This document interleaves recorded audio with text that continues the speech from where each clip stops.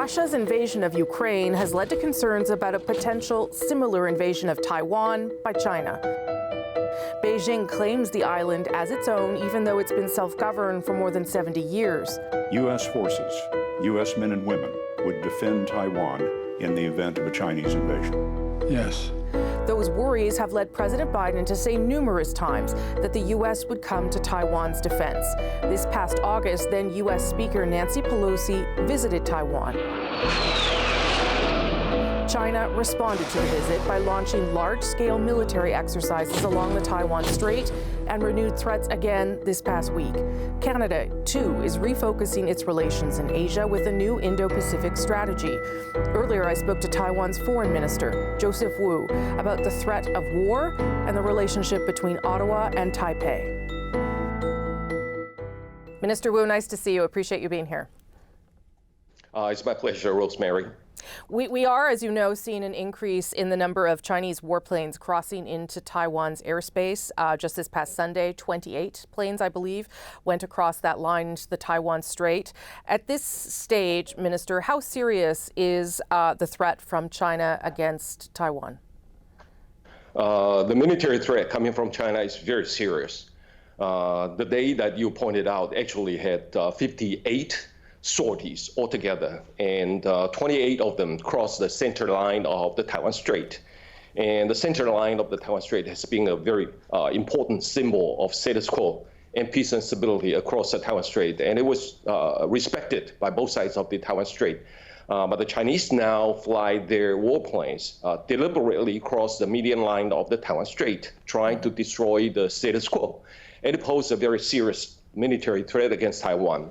And in addition to their warplanes cross the median line of the Taiwan Strait, they also assemble some warships very close to Taiwan. And other than that, they also regularly use the disinformation campaign and cognitive warfare, cyber attacks against Taiwan. And it poses a very serious threat against Taiwan. So under these kinds of circumstances, Taiwanese government has been trying very hard to beef up its defense capabilities to serve as a deterrence. Why do you think why do you think China is doing this right now, Minister? To put it simply, it's the expansionism of the authoritarianism in China. Taiwan is being under relentless military threat by China in the past couple of years. But other than Taiwan, which is the center of the Chinese pressure, China is also trying to upset the status quo in the East China Sea and the South China Sea. And some of the military assets of the Chinese have been crossing the first island chain to go into the Pacific. And in April last year, they signed a security agreement with the Solomon Islands. And I think the whole world, especially those countries around the Indo-Pacific, realized that China has such an ambition over the Indo-Pacific region. And this is a factor for all democracies to work together to counter the expansionism. So if this does result in not just threats, but an actual attack, which, I guess is something you are contemplating right now, what do you think the international response needs to be? And what do you think it needs to be now to prevent such an attack from happening? Well, the second part of your question is probably the most important at this moment.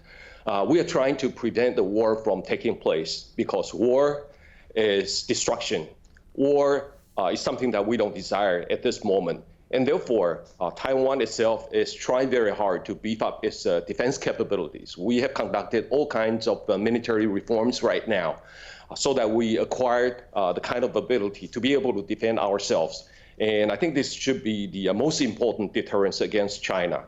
And second of all, we need all democracies around the world to look at the situation in this region so that we can rise up and say no to China's expansionism.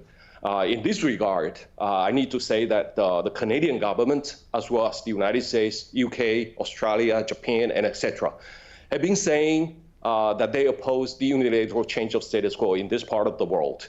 And that is highly welcomed. And we hope the international community, especially among the fellow democracies, should continue to tell China that they should not resort to the use of force against any country at all. Tell me how you think, if at all, that the war that is playing out in Ukraine, obviously the invasion by Russia, might be influencing China in this. They see this happening. They see the world responding to this war. But do you think it is influencing their thinking when it comes to Taiwan? I would say so. A lot of countries are looking at the war in Ukraine and see what kind of lessons we can draw from. It's not only Taiwan, the United States, and European countries are looking at the war in Ukraine. I'm sure the Chinese are also looking at the war in Ukraine as well. And what Taiwan has been learning from the war in Ukraine is that the determination of the people of the country is a very important determinant in deciding the outcome of the war.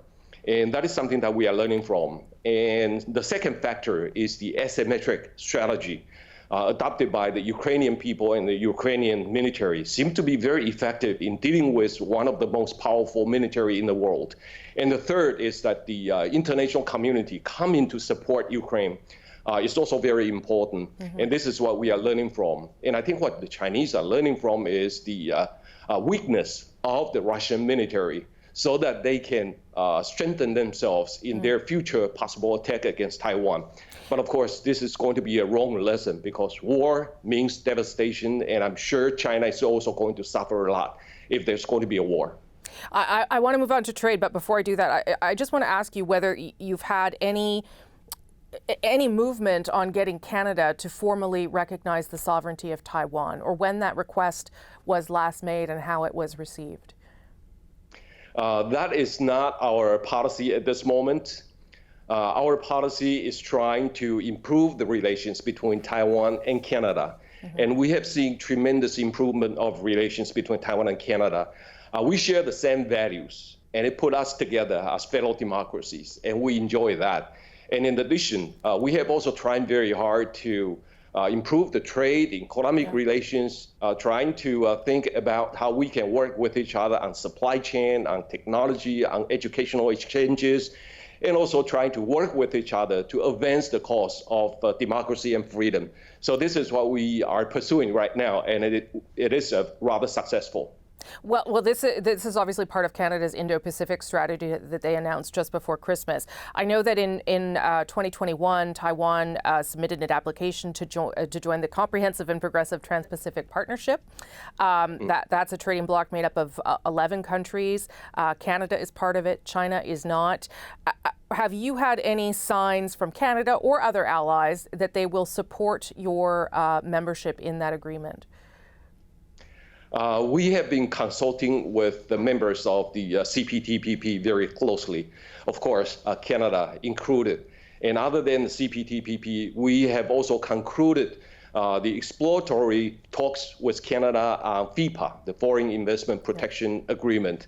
And that is wonderful if we can start the formal negotiations. But other than FIPA, the CPTPP is one of our priorities in pursuing our economic status with other countries. And we hope we can start the informal dialogues or informal consultations with Canada, with Japan, Australia, and etc., so that Taiwan can get itself prepared. And when the formal negotiations started, Taiwan will be there already. You know, the CPTPP is a trade architect with very high standard. And Taiwan has met with those very high standards. It is opposed to Taiwan. China is not there yet. And therefore, some people are saying that Taiwan should join the CPTPP together with China. I don't think it's fair to Taiwan or fair to the fellow members of the CPTPP. One of the things that was in the Indo-Pacific strategy was some references to China that maybe some people were surprised at, saying that China was increasingly a global disruptive power. I wonder if you think that there is an opportunity here as the world seems to be moving its reliance on China in terms of trade away from China and more domestic capabilities and supply chains. Is there an opportunity here for Taiwan to really flex its muscle as an independent state? Well, I'm not trying to describe Taiwan as flexing its muscle, but we are willing to work together with other democracies in terms of science and technology cooperation, in terms of supply chain resilience, and etc. Right. And we've been working very closely with Canada. And even before Canada announced its Indo-Pacific strategy, the two sides have been working very closely already. And with the announcement of the Indo-Pacific strategy, we know the rooms for cooperation is bigger than before. And we are willing to pursue a better ties with Canada in all regards under its Indo-Pacific strategy. And the Indo-Pacific strategy adopted by Canada is highly welcomed by Taiwan. Minister Wu, thank you so much for making the time for Canada. I appreciate it, sir. You are absolutely welcome, Rosemary.